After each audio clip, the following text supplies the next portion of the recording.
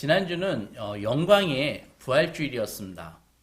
우리가 알듯이 주님께서는 부활하신 후 6주 동안 제자들을 만나시고 마지막에 승천하시기 전에 흩어지지 말고 예루살렘에 모여서 성령님을 기다려라 라고 말씀하셨습니다.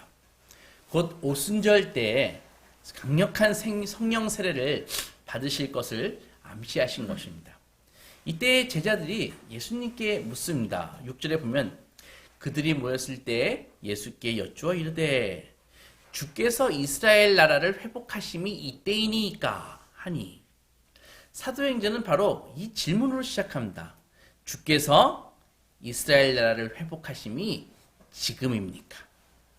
제자들은 아마도 그것이 제일 궁금했을 것입니다. 이전에는 예수님이 십자가에서 정말 죽으실까가 제일 궁금했을 것입니다.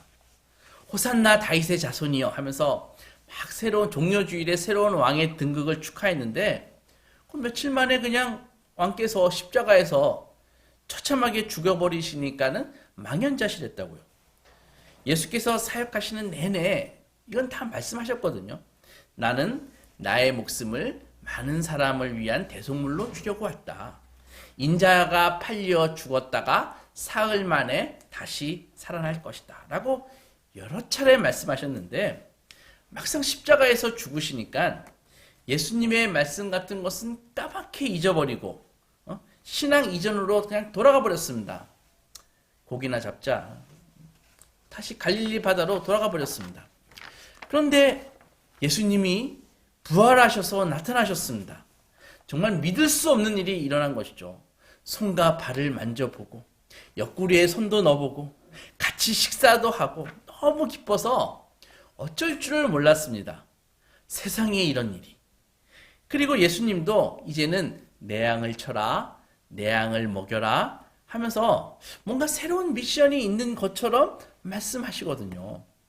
그러니 이제야말로 기대했던 하나님의 나라가 보란듯이 선언되고 다시 살아나신 우리 예수님과 함께 저 안나스 대제사장 그룹 저들을 저 유대 종교계를 평정하고 기세를 몰라서 로마까지 이 팔레스타인에서 탁 축출할 수 있으면은 금상첨화라고 생각을 했습니다.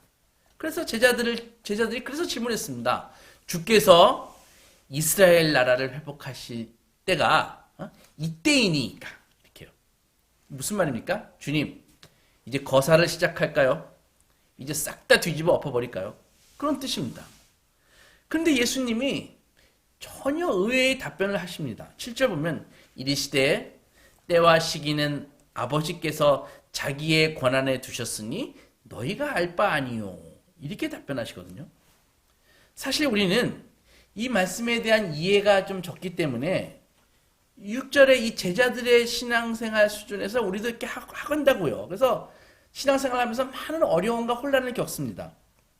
우리는 예수님이 하나님의 아들이시고 이제 부활까지 하셨으니까 이제 승천하셔서 하나님 옆에서 우리를 도우신다 그랬지 않습니까? 그러니까 우리는 예수님과 같은 편이니까 우리가 기도만 하면 우리 기도는 다 들어주시고 이제는 만사형통할 것이라고 그렇게 생각을 합니다. 예수님도 그러셨잖아요. 구하라 그러면 주실 것이요, 찾으라 그러면 찾을 것이요, 문을 두드려라 그러면 너희에게 열릴 것이다 라고 하셨지 않습니까? 그래서 기도했습니다. 그래서 제자들도 기도했습니다. 주님 언제입니까? 언제 저의 원통함을 풀어주실 것인가요? 언제 저의 이 지긋지긋한 가난 문제를 해결해 주실 건가요? 언제 나의 이 고난에 찬 인생의 이 문제를, 인생을 바꿔주시겠습니까? 언제 저의 질병을 고쳐주실 것인가요? 라고 기도를 쏟아냅니다. 그런데 그것에 대한 예수님의 답변이 7절입니다. 때와 시기는 아버지께서 자기의 권한에 두셨으니 너희가 알 바 아니요 라고 말입니다. 그리고 나서 8절에서는 뭔가 알쏭달쏭한 무슨 권능을, 파워를 받을 것이라고 말씀하셨습니다. 8절 잘 알지 않습니까? 오직 성령이 너희에게 임하시면 너희가 권능을 받고 예루살렘과 유대와 땅끝까지 이르러 내 증인이 되리라. 예수님이 말씀하신 이 권능이, 파워가 무엇인지 알아보기 위해서는 마태복음 28장을 보면 됩니다. 18절에 예수께서 나와 말씀하여 이르시되 하늘과 땅의 모든 권세를 내게 주셨으니 그러므로 너희는 가서 모든 민족을 제자로 삼아 아버지와 아들과 성령의 이름으로 세례를 베풀고 내가 너희에게 분부한 모든 것을 가르쳐 지키게 하라. 볼지어다 내가 세상 끝날까지 너희와 함께 있을 것이다. 예수님이 이 18절에서 하늘과 땅의 모든 권세를 하나님으로부터 받으셨고 그 권세를 지금 갖고 계신다고 그렇게 하셨지 않습니까? 그래서 그 권세를 갖고 계신다고 하셨으니까 제자들이 예수님에게 물어본 것이라고요. 주의 나라가 이때입니까? 라고 질문했습니다. 왜? 주님께서 권력을 갖고 계신다고 하셨으니까. 주께서 갖고 계신 그 권력을, 그 어마어마한 권력을 지금 사용하실 때가 지금입니까? 즉 예수께서 부활하셨으니까 죽음까지 이기신 그 파워로 이제 하나님의 나라가 하나의 거대한 세력으로 이제 완성되는 것이고 주님과 나는 이제 우리는 한편이니까 우리가 갖고 있는 이 작은 소원들쯤은 주님의 권력에 힘입어서 다 이루어지는 거 그때가 지금입니까? 라는 질문이라고요. 이런 질문에 대해서 주님은 지금은 아니다. 이렇게 답변하십니다. 그리고 제자들을 또 세상으로 보내십니다. 땅끝까지 모든 민족에게 보내시는데 예수님의 권능으로 세상으로 보내십니다. 그리고 예수님은 하늘로 올라가십니다. 9절 보면 이 말씀을 마치시고 그들이 보는데 올려져 가시니 구름이 그를 가리워 보이지 않게 하더라. 올라가실 때에 제자들이 자세히 하늘을 쳐다보고 있는데 흰옷 입은 두 사람이 그들 곁에 서서 이르되 갈릴리 사람들아 어찌하여 서서 하늘을 쳐다보느냐. 너희 가운데 하늘로 올라가신 이 예수는 하늘로 가심을 본 그대로 오시리라 하였느니라. 이렇게 말씀하시거든요. 여러분들께서는 이런 생각해 보셨습니까? 지금 이 장면, 승천하신 예수님을 이렇게 보고 있는 이 제자들과 500여 성도들, 그들의 심정이 어땠을까? 이 생각해 보신 적이 있으십니까? 아마도 이런 심정 아니었을까요? 주님, 우리 두고 가시면 우리는 어떡합니까? 부활하셨으면 우리랑 함께 있으셔야죠. 성령, 그게 도대체 뭡니까? 저희는 눈에 보이지 않는 그 형이상학적인 거, 그 어려운 거, 그런 거 잘 말고 우리는 실물을 원합니다. 눈에 보이는 거, 예수님을 원합니다. 이런 심정 아니었을까요? 제자들의 심정을 한마디로 표현하자면 망연자실, 그거라고요. 요즘 말로 멘붕에 빠져 있는 것입니다. 이 멘붕에 빠져 있는 제자들을 향해서 흰옷 입은 두 사람이 천사죠. 나가서 이야기합니다. 어찌하여 하늘을 쳐다보느냐. 무슨 말입니까? 너희들 왜 멘붕에 빠져 있니? 그 소리라고요. 제자들만 그럴까요? 저는 중학교 때 수련회에 가서 성령을 체험하고 예수님이 확실한 저의 주님임을 확신했습니다. 그때 체험이 너무 강렬하고 기뻐서 정말 하늘을 날아갈 것 같았습니다. 수련회를 그때는 월요일서부터 토요일까지 6일 동안 수련회를 했거든요. SFC. 거의 잠도 자지 않았습니다. 그래도 피곤하지 않았습니다. 찬양을 밤새도록 불러도 너무 좋고 기도를 정말 밤새도록 했습니다. 아, 성령 충만이 이런 것이구나. 설교 말씀이 그렇게 재밌고 달고 좋았습니다. 정말 찬송가 가사처럼 세상과 나는 간 곳 없고 구속한 주만 보이도다. 그거였다고요. 그래서 막 마음에 확신 들었습니다. 이제 나의 모든 문제는 다 해결됐다. 나는 이제 결단코 죄를 짓지 않을 것이다. 모든 예배와 집회는 내가 다 참석한다. 그리고 은혜 받는 자리에 결코 빠지지 않는다. 라고 결심했습니다. 그리고 한동안 실천했습니다. 그런데 그 기쁨과 뜨거움의 시간이 한 달이 가지 않았습니다. 일단 아무리 죄를 짓지 않으려고 노력해도 학교만 가면 당시 중학교는 거의 동물의 왕국 수준입니다. 나만 참는다고 될 일이 아니라고요. 아무리 욕을 하지 않으려고 노력을 해도 욕을 하지 않을 수가 없어요. 아무리 싸움을 하지 않으려고 해도 나를 가만히 놔두지 않았습니다. 개학을 하고 학교에 가니까 이건 성령 충만이 확 바뀌어가지고 분노 충만으로 바뀌어버렸습니다. 바로 이것이 제자들의 심정이 아닐까 합니다. 주님, 도대체 어디로 가십니까? 부활하셔서 저희를 그렇게 기쁘시게 해주더니 계속 저희를 기쁘시게 해주셔야 되잖아요. 어디 가시는 거예요? 그거라고요. 여러분, 신앙은 상상 속의 세계가 아닙니다. 하나님께서 우리 모두에게 다 현실을 주셨습니다. 그런데 현실이 뭡니까? 우리의 현실은요, 하나님께서 일하시는 공간입니다. 신앙에서 현실을 외면하면 어떻게 될까요? 막 원망을 하거나 치성을 드립니다. 신앙에서 현실을 빼버리면, 도외시하면은 그 예전에 정말 그 성령 충만할 때 받았던 그 뜨거운 기쁨을 사기 위해서 더 많은 치성을 들여가지고 감동을 받아내려 하거나 아니면 그냥 원망하면서 체념해 버리는 것입니다. 교회 역사 내내 사람들이 이렇게 살았습니다. 많은 사람들이요, 종교라는 그런 껍데기로, 허울로 현실을 외면하고 도피하는 삶을 살았습니다. 아니면은 교회에 나와서는 신앙인처럼 활동하고, 밖에 나가서는 철저히 세상 사람들과 똑같이 세상의 논리로, 아니면 세상보다 더 독하게 이중적인 삶을 살았습니다. 예수님이 승천하시고 남아있는 현실이 바로 하나님이 우리에게 요구하고 계시는 현실이라고요. 그것을 받아들여야 됩니다. 그래야 신앙을 제대로 이해할 수 있습니다. 천사의 말을 들은 제자들은 다락방으로 다시 왔습니다. 예수의 어머니 마리아와 동생들도 같이 왔는데 그때 한 120명 정도가 모였습니다. 기도했죠.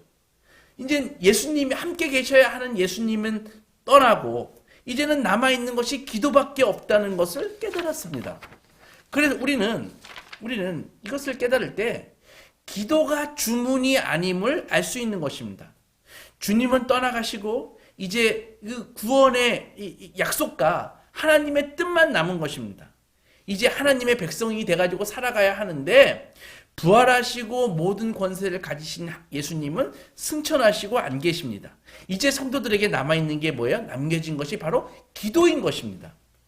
그렇다면 기도는 분명히 우리가 보통 생각하듯이 하나님으로부터 뭔가 얻어내려는 응답용이 아니라는 것입니다. 기도가 만약에 응답용이라면은 주님께서 우리에게 기도하라고 할 필요 없이 부활하신 다음에 우리 모든 문제는 자동적으로 해결해 주셔야 맞습니다.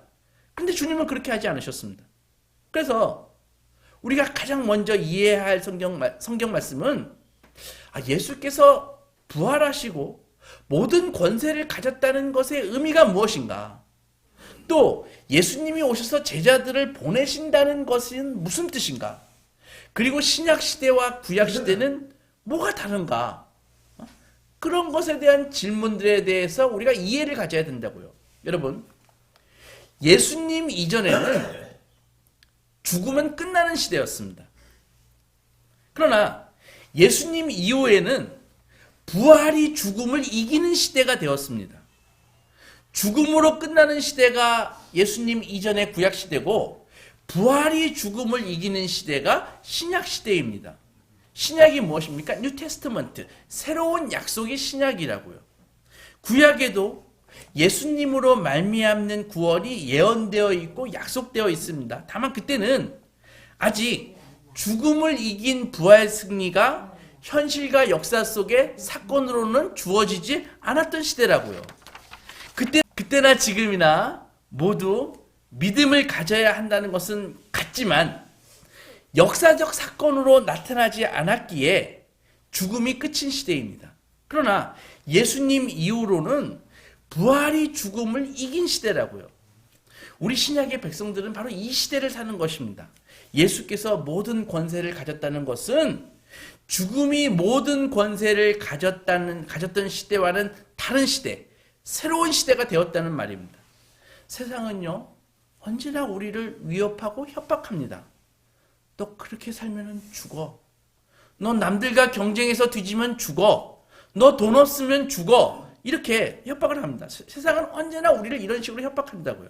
그러나 이런 시대를 살다가 이제는 예수님을 믿으면은 우리는 이겨. 우리는 승리해. 라는 시대로 들어가는 것입니다. 예수님을 믿으면 다 이긴다. 라는 말은 우리가 기대했던 것 같이 옛 시대가 갖고 있던 세상이 갖고 있는 힘, 정치적인 힘, 사회적인 힘, 돈의 힘과 똑같은 힘을 우리가 가지게 되었다는 것이 아닙니다. 이것은 뭐냐면은 새로운 시대로의 초대입니다. 죽음을 이기는 부활 생명이 나타났듯이 이제는 하나님의 통치 안으로 들어와라 라는 초대라고요. 즉 이제는 너희 인생을 하나님의 나라, 하나님의 목적과 연결해서 이제는 새롭게 바라봐라 라는 하나님의 초대이고 약속입니다. 다시 말해서 죽음이 끝인 시대라는 말은 말 그대로 죽으면 끝이니까 살아있는 동안이 전부이고 눈에 보이는 것이 전부인 시대를 사는 것이 옛날 시대인 것입니다. 그런데 새로운 시대가 시작되었다는 것은 그런 눈에 보이는 것이 전부인 시대가 아니라 세상에서 보이지 않는, 눈에 보이지 않는 창조주 하나님, 우리를 사랑하시는 하나님, 역사와 세계를 심판하실 하나님을 아는 시대가 되었다는 의미입니다. 그래서 새로운 부활의 세계관을 가지고 눈에 보이지 않는 하나님의 나라를 인정하는 삶을 살아라 라는 뜻이라는 것이죠. 물론 이것을 이해한다고 인생이 쉬워지는 것은 아닙니다. 그러나 분명한 것은 우리가 믿음을 가진다면 가장 먼저 우리가 눈에 부딪히는 현실에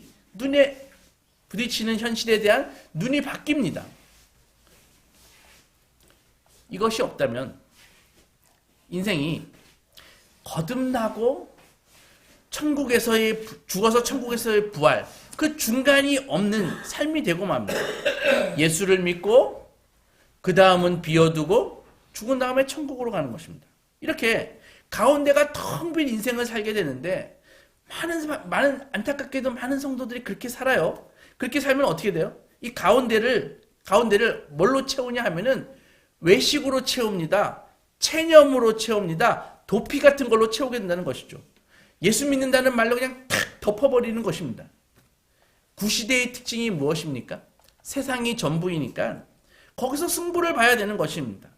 이래서 우리가 세상을 이해할 수 있습니다. 왜? 그들은 세상이 전부거든요. 죽으면 끝이거든요. 구세대에 머물러 있거든요. 그러니까는 인간적인 경쟁과 노력, 권모수씨가 판치는 세상입니다. 왜? 죽으면 끝이니까. 왜? 선거에서 지면 끝이니까. 거짓말하는 거 이런 거 아무것도 아닌 것이죠. 끝이니까. 그러니까 구시대는 죽음이 가장 큰 공포이고 가장 큰 권력입니다. 그런데 신약 시대를 사는 성도들의 최고의 무기는 아까 기도라 그랬죠. 기도란 눈에 보이지 않는 하나님의 뜻을 구하고 하나님의 인도하심을 구하는 것입니다. 그리고 구시대의 사람들과 똑같은 환경 속에서 사는 것이죠. 그래서 똑같은 공간과 환경 속에서 사는데 구시대의 사람들과 신약시대의 사람들이 같은 환경에서 같은 공간에서 사는 것입니다. 이 두 개의 세계관은 사사건건 충돌하게 되어 있습니다. 우리가 잘 아는 갈라디아서 2장 20절에 내가 그리스도와 함께 십자가에 못 박혔나니 그런즉 이제는 내가 사는 것이 아니요 오직 내 안에 그리스도께서 사시는 것이라. 내 안에 그리스도께서 사신다는 말은 예수께서 이 땅에 오신 목적대로 내가 이제는 그 목적에 따라 산다는 것입니다. 예수께서 이 땅에 사신 방식대로 이제는 내가 그 방식대로 산다는 말입니다. 예수께서 인생에 대해 갖고 계셨던 것과 똑같은 시각으로 나도 인생을 바라본다는 것입니다. 우리는 성경을 통해서 예수님이 이 땅에 오셔서 사는 모습을 보았습니다. 우리는 성경을 통해서 예수님이 이 땅에 오셔서 사는 모습을 보았습니다. 성육신하신 예수님은 아버지의 뜻을 따라 사셨습니다. 인생들을 섬기시고 우리 죄를 짊어지시고 십자가에서 죽으셨습니다. 그리하여 영광의 자리, 부활의 자리로 들어가셨습니다. 그래서 내가 죽고 예수 안에서 산다는 말은 어떤 돌을 닦듯이 어떤 신비로운 종교적인 존재가 되는 것이 아닙니다.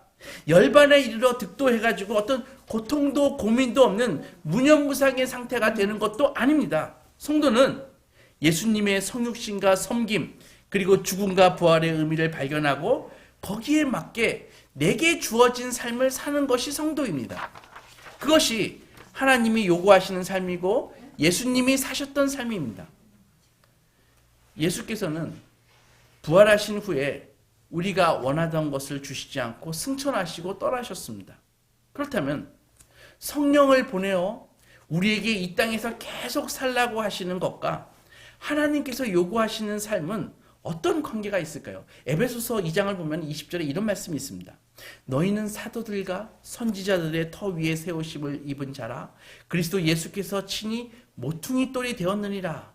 그의 안에서 건물마다 서로 연결하여 주 안에서 성전이 되어가고 너희도 성령 안에서 하나님이 거하실 처소가 되기 위하여 그리스도 예수 안에서 함께 지어져 가느니라.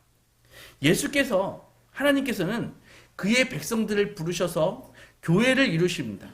교회란 건물이나 조직이 아니라 하나님의 자녀들을 칭하는 신약시대의 이름이죠. 그래서 교회란 하나님의 자녀들을 예수 안에서 불러서 주님과 연합한 성도들의 모임을 말합니다. 그래서 모퉁이 돌이잖아요. 우리가 있으면은 모퉁이 돌인 예수께서 계시고 다른 성도가 그 모퉁이 돌에 연결되는 것입니다. 그래서 이게 교회의 특징이라는 것이죠.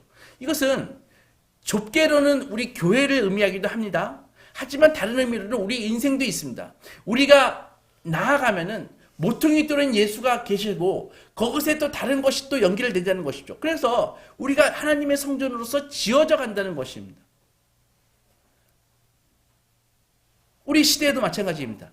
예수께서 이 시대의 모퉁이 돌이 되어서 하나님의 뜻이 이어져 가는 것입니다. 모퉁이 돌의 의미가 바로 그런 것이죠. 예수님께서 우리 지체가 다르지만 여기에 한 성도가 있으면 모퉁이 돌에 계시고 거기에 또 다른 성도가 연결이 되는 것입니다. 그래서 교회가 세워져 가는 것이죠. 우리의 인생도 갈 바를 알지 못하고 할 바를 알지 못하고 그런 상태, 무능한 상태이지만 우리의 존재가 있으면 예수께서 모퉁이 돌이 되시고 거기에 또 다른 시간과 기회가 거기에 연결이 된다고요. 그래서 우리 인생이 지어져 간다고요. 이 시대가 갈 바를 알지 못하고 할 바를 알지 못했지만 예수께서는 모퉁이 돌이 되어셔서 이 시대를 하나님의 뜻 가운데로 인도해 가신다고요. 그래서 예수와 함께 지어져 간다는 게 그런 의미입니다. 우리는 하나님의 일하심에 대해서 자주 오해를 합니다. 그것은 제자들이 예수의 부활로 인해서 예수님이 누구신지 알게 되어 복음을 예루살렘과 사마리아와 땅끝까지 나가서 전하고 하나님 나라를 확장한다고 이해하는 것입니다. 그런데 성경을 잘 읽어보면 예수님의 첫 제자들이 그 증인이 되어 복음을 전하는 것은 맞지만 그 내용은 바로 하나님께서 예수님 안에서 구원을 허락하셨다. 그거라고요. 그래서 우리가 먼저 믿는 우리가 복음을 전하는 것은 맞지만 우리가 전해서 구원이 성립되는 것이 아니라 구원은 이미 십자가에서 완성되었습니다. 다시 말해 우리가 사람들을 붙잡고 예수 믿으라고 강요하는 데서 복음이 증거되는 것이 아니라는 말입니다. 이 말씀은 땅끝까지 가서라도 우리에게 요구되는 모든 조건과 환경과 배경 속에서 예수의 제자로 살라라는 것입니다.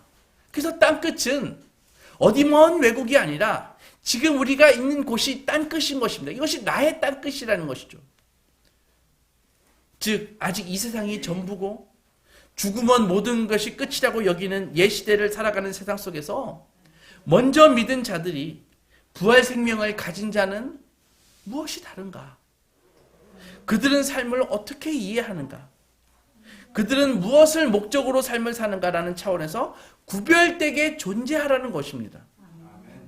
그것이 먼저 믿은 자의 사명입니다. 예수천당, 불신지옥 하면서 지하철에서 외치는 것이 신자로서의 최우선 사명이 책임이 아니라는 것입니다. 그러면 무엇이 우리에게 가장 우선시되는 사명입니까? 그것은 우리에게 주어진 이 고난의 인생 속에서 하나님의 자녀로서 구별되게 사는 것입니다. 세상 사람들이 돈 없으면 죽어 하면서 발버둥 치면서 그저 생명을 연장하고 먹고 살기 위해 돈 앞에서 도덕도 윤리도 헌신찬처럼 버릴 때 하나님의 자녀들은 하늘의 곳간에 재물을 쌓는 다른 선택을 하는 것입니다. 인생에 주어진 실존적인 그 위협과 유혹 속에서 그것들의 영향을 받지 않는 다른 삶을 사는 것입니다. 그때 세상은 우리를 보면서 충격을 받습니다. 왜 망했는데 죽지 않지? 왜 가진 것도 없으면서 헌신하지? 왜 형편도 안 되면서 남을 돕지? 왜 저렇게 어려운데 기뻐하지? 왜 억울한데 당장 뛰들고 투쟁하지 않지? 왜 부자인데 겸손하지? 왜 돈이 없는데 삶이 풍성하지? 왜 노후가 걱정도 안 되나? 왜 맨날 놀러 다니지? 이것은 존재 자체가 다른 삶이라는 것이죠. 저 사람은 왜 여기서 양보하지? 왜 저 사람은 여기서 지지? 이길 수 있는데? 이런 의문이 들다가 결국은 질문하기 시작합니다. 저 사람은 우리와 다르다. 무엇이 저 사람을 우리와 다른 존재로 만들었는가? 라고 말입니다. 여러분, 여러분들에 대한 이런 궁금증들이 주위에 무성하게 존재하게 하십시오. 이것이 성경이 말하는 빛이고 소금인 것입니다. 이것은 무슨 권력이나 윤리가 아닙니다. 실존적인 것입니다. 무슨 말입니까? 아까 읽었듯이 갈라디아서 2장 20절처럼 사는 것입니다. 내가 그리스도와 함께 십자가에 못 박혔나니 그런즉 이제는 내가 사는 것이 아니요 오직 내 안에 그리스도께서 사시는 것이라. 이제 내가 육체 가운데 사는 것은 나를 사랑하사 나를 위하여 자기 자신을 버리신 하나님의 아들을 믿는 믿음 안에서 사는 것이다. 세상과 다르게 살기에 우리의 생명이 위협받을지라도 도망가지 않고 세상의 한가운데서 예수님처럼 사는 것입니다. 세상의 가치로 우리를 판단하고 유혹하고 평가하는 자리에서 예수님처럼 사는 것입니다. 네가 남은 구원했으면서 너는 왜 죽냐? 네가 메시아라면 십자가에서 내려와라 라는 그 예수께서 당하신 그 모욕을 우리도 당하면서 사는 것입니다. 우리는 세상이 볼 때 미련하고 이해가 안 가는 그런 삶을 사는 사람들입니다. 우리 모두 갈라디아 2장 20절의 말씀에 순종해야 됩니다. 내가 그리스도와 함께 십자가에 못 박혔다. 사랑하는 소망교회 성도 여러분, 아브라함을 잘 아시죠? 믿음의 조상이 아닙니까? 그런데 아브라함이 무슨 위대한 일을 했던가요? 아브라함이 무슨 놀라운 기적을 경험했던가요? 그는 어떤 삶을 살았습니까? 그냥 나그네에서 살았습니다. 하나님이 소시적에 너는 본토 친척 아비 집을 떠나 내가 지시할 땅으로 가라 그렇게 말씀하시니까 그냥 그 말씀에 순종하고 나서 순종하고 나서 그 이후로는 계속 떠돌이로 살았다고요. 무슨 말입니까? 아무런 사회적 기반도 없고 지역 권력자들에게 이리 치이고 저리 치이고 시달리는 사람으로 살았다는 것입니다. 인간적으로 볼 때 평생 갑 한 번 못하고 을로서 살았다는 것입니다. 고향에서 살았으면 그렇지 않았을 텐데. 그러나 성경은 아브라함을 믿음의 조상이라고 말합니다. 잊지 마십시오. 아브라함을 믿음의 조상으로 만든 것은 그가 무슨 위대한 일을 하고 그가 무슨 권력을 가지고 그가 무슨 기반이 있어서가 아니라 하나님이 하시겠다는 일을 아브라함에게 약속하셨기 때문입니다. 즉 그에게 하나님의 말씀과 언약이 있었기 때문입니다. 창세기 12장 보면 2절에 내가 너로 큰 민족을 이루고 내가 복을 주어 내 이름을 창대하게 하리니 너는 복이 될지라. 너를 축복하는 자에게는 내가 복을 내리고 너를 저주하는 자에게는 내가 저주하리니 땅의 모든 족속이 너로 말미암아 복을 얻을 것이다. 아무런 경제적 정치적 실권도 갖고 있지 않던 아브라함이 모든 족속이 그로 인하여 복을 받는 존재가 되는 것입니다. 고통스럽고 외로운 인생을 살았지만 아브라함이 복의 근원입니다. 그를 저주하는 자는 저주를 받고 그를 축복하는 자는 복을 받습니다. 그것이 빛이고 소금입니다. 이런 어느 시대나 이런 삶을 사는 데는 반드시 어려움이 있습니다. 믿음의 대가는 멀어 보이고 세상의 협박은 눈앞에 보이기 때문입니다. 이 싸움을 성도는 평생 하는 것입니다. 많은 일을 겪은 다음에 신자는 깨닫습니다. 결국 세상은 거짓말이구나. 세상이 준다고 하는 보상은 정말 다 가짜구나. 이것을 깨달으면 하나님이 나를 부르셨다고 하는 이것이 얼마나 복된가 하는 자리에 이르게 되는 것입니다. 그것이 신자의 인생입니다. 여러분, 지금 많이 어려우시죠? 지금 겪고 있는 이 고난과 가난, 실패, 이것은 다 하나님의 부르심입니다. 우리는 망하지 않았으면 지금 결코 이 예배자의 자리에 앉아 있을 사람들이 아닙니다. 이것이 오늘 사도행전의 메시지입니다. 여러분, 세상과 같은 방법으로 싸우고 분투해서 여러분의 인생 속에서 뭔가 보상받거나 증명받으려고 하지 마십시오. 다만 세상 속에서 세상 사람들이 바로 옆에서 그들과 똑같은 환경 속에서 살면서 그들로 하여금 당신은 다르다라는 증언을 받아내십시오.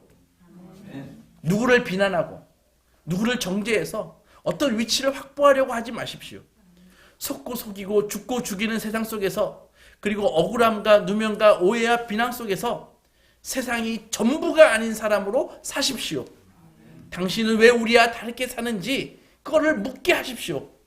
이것이 땅끝에서 살고 있는 우리에게 주어진 사도행전의 삶입니다.